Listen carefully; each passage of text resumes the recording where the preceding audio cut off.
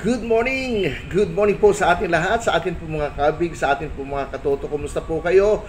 Kumusta po ang kalagayan ng bawat isa ha? Medyo makulimlim po ang ating umaga ngayong araw na ito. Pero ganun pa man po, ay tuloy-tuloy lamang po tayo sa ating mga gawain ha? Friday po ngayon. Siyempre, doon po sa ating mga nasa gobyerno, last day, no? Last day dahil Saturday and Sunday, siyempre walang pasok. Hayahay ang buhay. Pero sa amin po dito sa barangay, hindi po ganun.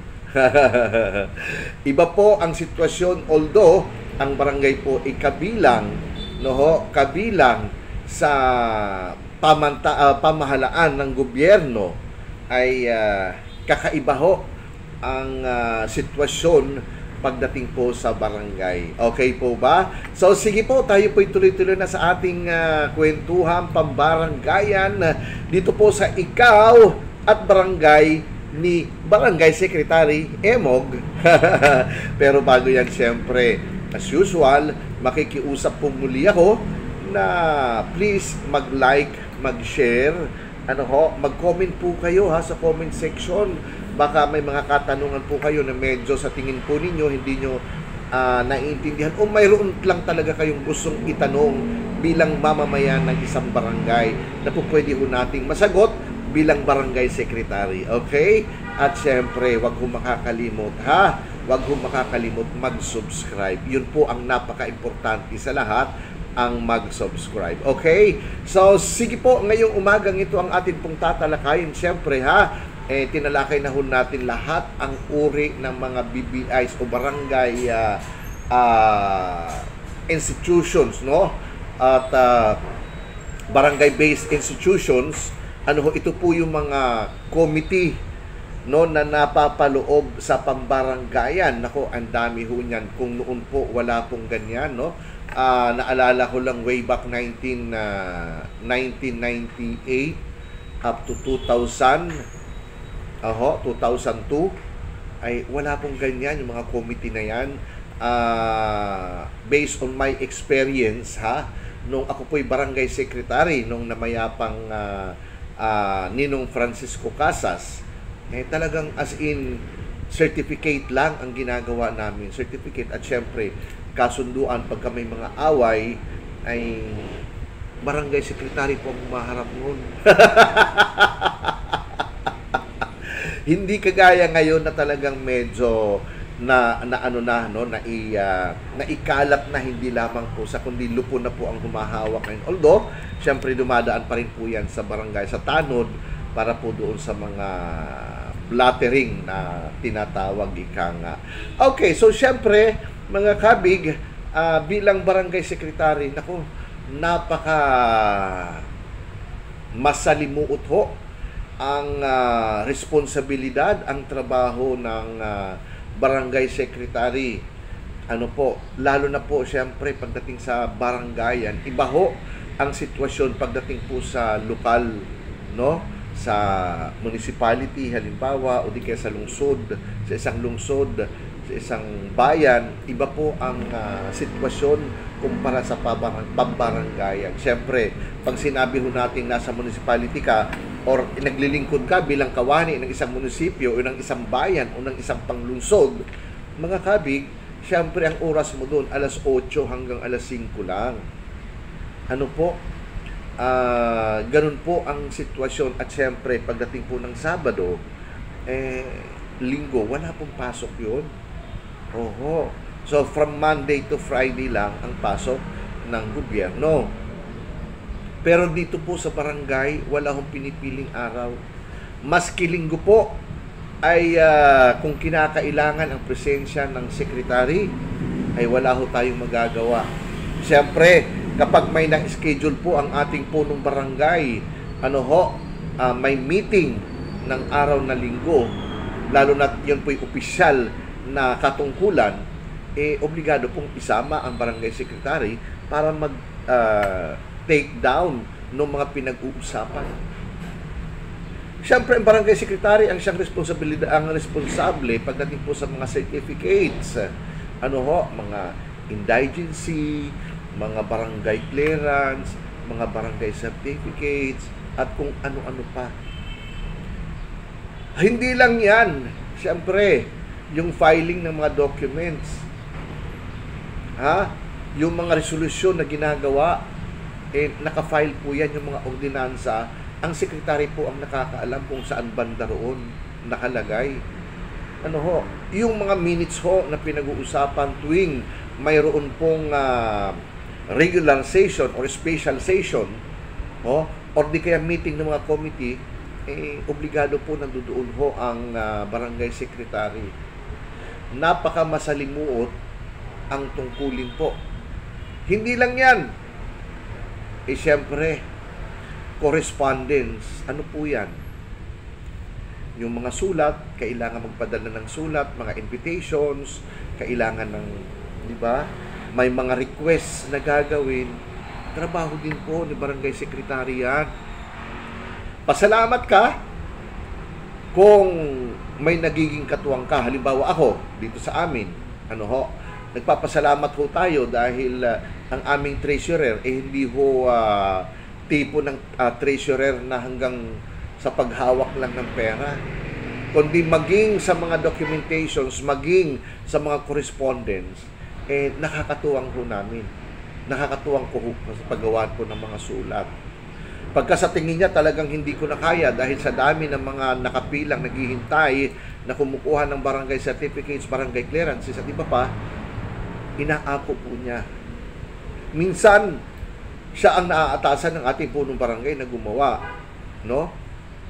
imbis na ang secretary. Siyempre, may mga kanya-kanya naman po tayo mga limitasyon. Ako, aminado naman po ako, talagang pagdating ho sa English, hindi ho tayo kagalingan.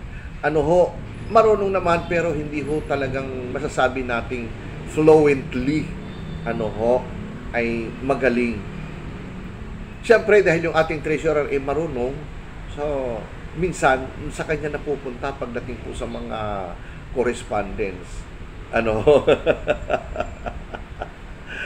Ay nako, so ganun po kasalimuot ang trabaho. At siyempre mga kabig, mga katuto, may mga kababayan ho tayo na alam nila, kailangan nila ng barangay clearance ng isang certificate, Pagdating nila ng hapon, hindi didiretso sa barangay, uuwi hanggang nakalimutan. Kaya pagdating ng umaga, 6:00 pa lang, pipila na, kakatok na sa tanggapan ng barangay hall para makakuha ng barangay certificate o kung ano mang requirements ang kailangan. Ayon po sa barangay charter, sa barangay charter, ang sinasabi po doon, 8:00 ang pasok hanggang 5:00. Ang problema, hindi ho pinapansin yan ng ating mga kababayan kung anong oras nila gustong pumunta para makakuha ng mga requirements, doon po sila kukuha. Siyempre, ikaw naman, wala kang magagawa, kailangan So, as early as 6:30, mga kabig, mga katuto, nandito na po sa barangay. Para abangan ko yung mga kababayan namin na gustong kumuha ng mga requirements. Halimbawa, yung anti-rabies, kailangan ng health center para doon sa magpapabakuna dahil kinagat ng aso, kinagat ng pusa, di ba? So, kailangan nila ng certificate. Kung dadating ang sekretary ng 8:00, wala na. Ang dami nang magagalit, ang dami mo nang maririnig ng mga bashers. Anong klaseng sekretary ito kung dumating tanghali na? So ako as early as 6:30 nandito na po ako para abangan yung atin po mga kababayan na kukuha ng barangay clearance, barangay certificate. Plus yung minsan wala si kapitan, di ba? So kinakailangan mong abatan din dahil pagka may seminar, may meeting ang punong barangay, obligado kasi siya pipirma siya po ang kapitan po ang pipirma doon sa mga clearances, sa mga certificates. Ang masaklap pa, kailangan kinabukasan, maaga nga alis, 5:00 pa lang aalis siya sa barangay, sa bahay nila para pumunta doon sa kanyang kausap na kailangan ng requirements. Dumating ng gabi, alas 9, pupuntahan ka pa sa bahay. Sek, baka naman, pagawa naman ako ng barangay clearance. On call baga. Pagawa naman ako kasi bukas alis ako maaga, alas 5, alas 4. Oo, hindi ako makakakuha. Kailangan, ito yung kailangan clearance Oo, so sige naman. So ikaw, dahil ikaw ay binabayaran, sinasahuran ng gobyerno, wala kang po pwedeng magawa. Lalo na kung lumapit kay Kapitan, Kap, pagawa naman ako ng kasi ganito, obligado ipapatawag ka. Sek, punta ka muna rito. Oo, kahit alas 10 na ng gabi, papagawa lang ng barangay clearance, kailangan kasi. Ganun ho, ka-komplikado ang trabaho ng barangay secretary. Napakahirap ho at talagang oras ho ang kinakain. Pasalamat nga po ako dahil yung aking mga anak ay malalaki na, hindi ko na kinakailangang bantayan. Although yung aking bunso senior high, kailangan ko pa rin ding magluto, na bumangon ng maaga para magluto para sa kanyang almusal, para sa lahat na rin din. So, sakripisyo nga. Sakripisyo. Yun naman po ang dahilan kung bakit gusto kong tumakbong kagawad. Kasi nakikita ko maaluan ang schedule ng isang kagawad. Di ba ang nakalagay sa batas ng DILG, mandato ng DILG, di mo kinakailangan araw-araw pumunta sa barangay kasi ikaw ay tagagawa lang ng batas, ng ordinansa. So, pwede ka lang pumunta base sa mandato ng DILG tuwing may session. Ang session 2 beses lang sa loob ng isang buwan. So, 2 beses ka lang makikita sa barangay. Kaya yun yung dahilan kung bakit gusto kong tumakbo. At iwanan ko na ang posisyong barangay secretary dahil 7 taon na ho akong barangay secretary. In fact, hindi lang yon, naging XO na rin din po ako. Okay, at ngayon nagbabalik bilang barangay secretary. Ay nako, ang masaklap pa, siyempre, aminin ho natin ang katotohanan, minsan sa iyo pa na ipapasa ang mga gawain, ang mga gawain ng ibang dapat hindi mo gagawin. Kaya mahirap din po mga kabig, mga katoto ang trabaho, ang katungkulan ng isang barangay secretary.